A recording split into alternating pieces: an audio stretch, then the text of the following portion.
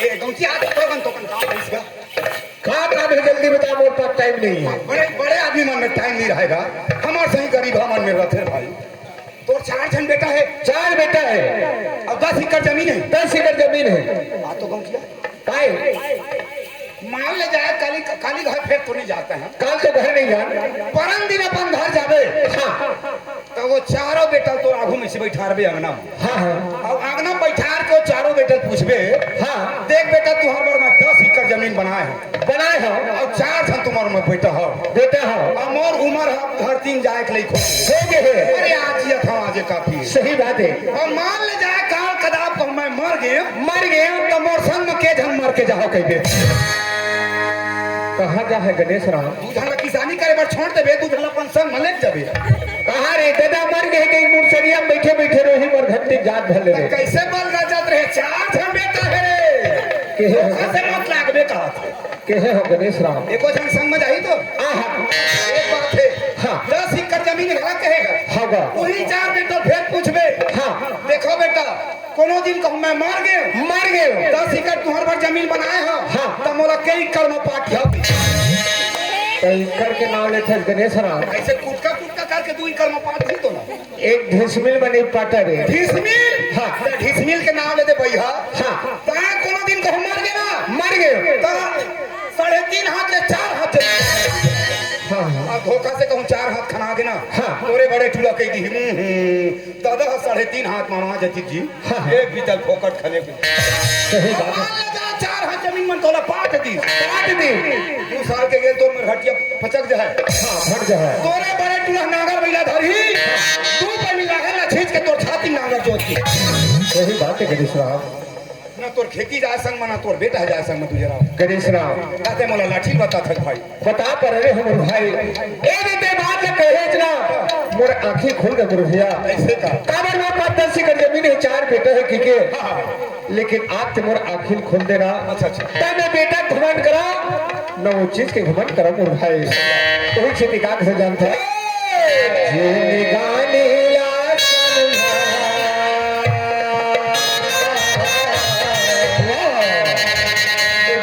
समझ के देख गणेश राम। सही बात है। अरे एक कचरा करे मोर भैया, एक कचरा काम बना नहीं गणेश राम है ना। फिर बाहर सर है तेरी कुछ काम नहीं आया है ना। जे निगाने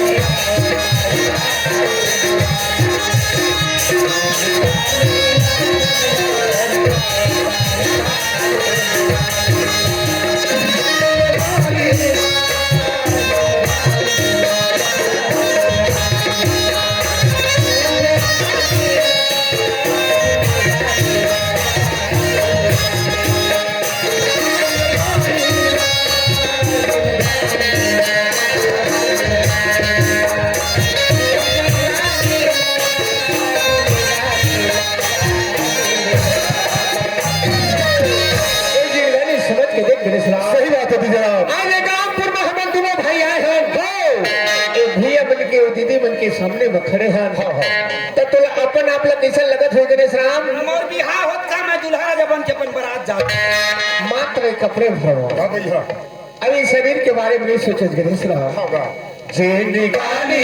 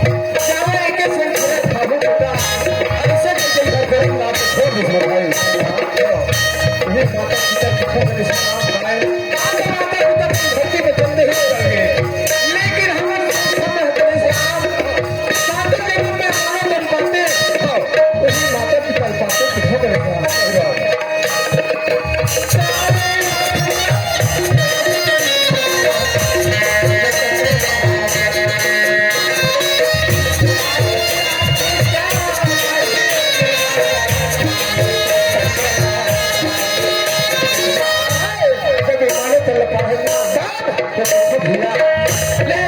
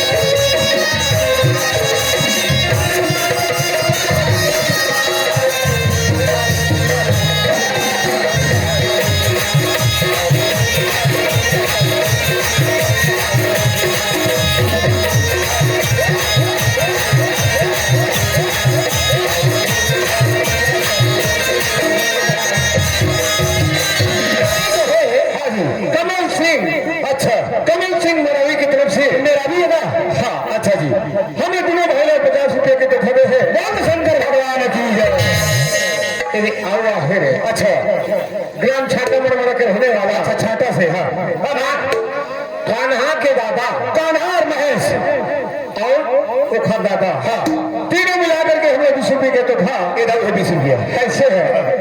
कान्हा महेश और ओखर दादा तीनों की तरफ से 40 रुपये का पुरस्कार बोले शंकर भगवान की जय।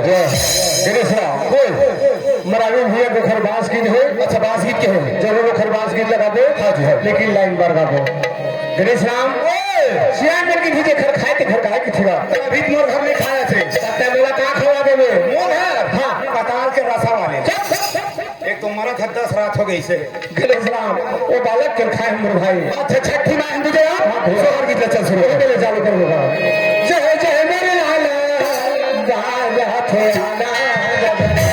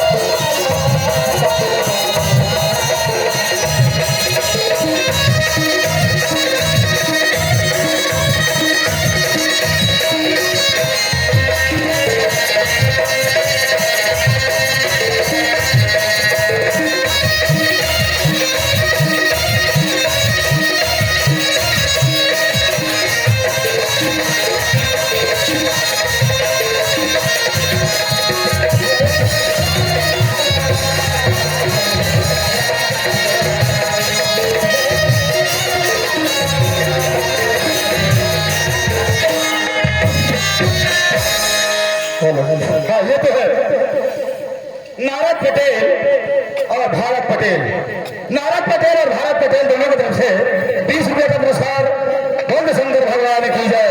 फरमाइश से शेवर जी ये जो है ग्राम भोखरा का रहने वाला अच्छा तितरी के खरमोशिया अच्छा जी भोखरा वाले थे विखी भोखरा अच्छा तीन मिला करके हमें दोनों भाई ना 20 रुपये के तो था बोल शंकर भगवान की गणेश राम ओए जरूर खर गाना गा दो और लेके मला तैयार हो के दे तब रे गाना बात बोला दे टाइम हो गया ऐसे का चलो तैयार नहीं हो तो हमार घाटो का कह जानता वो जो बैठे थे बाढ़ी वाले हैं अब बाढ़ी नहीं पा खुशिया हो तो हमार जीजा का कह जानता है उड़ी जाए बाड़ी जाए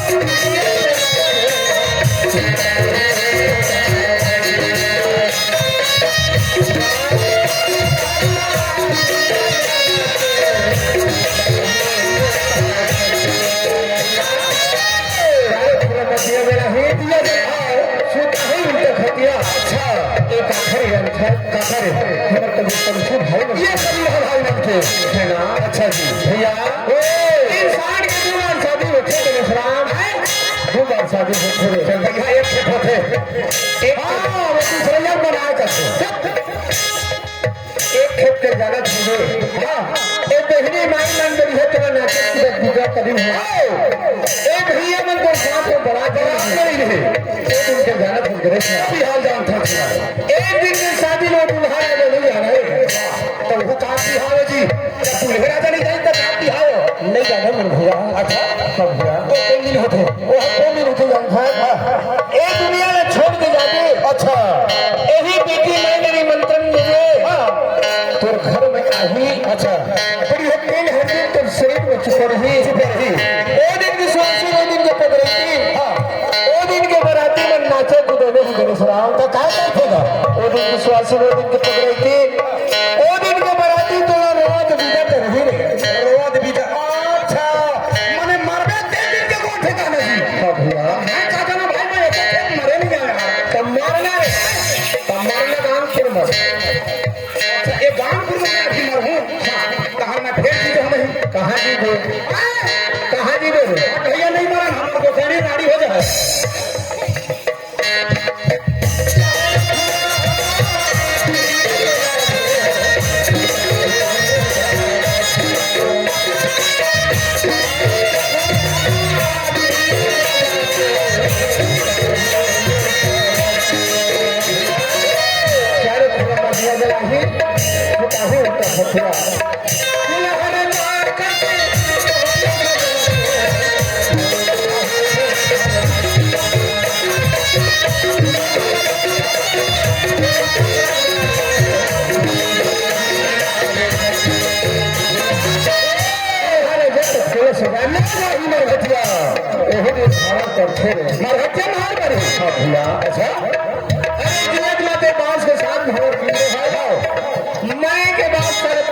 साढ़े 3 हाथ भगत तो खड़े रहो गड्ढा तो मकान घर घुमा देना नहीं उतारे हाँ भैया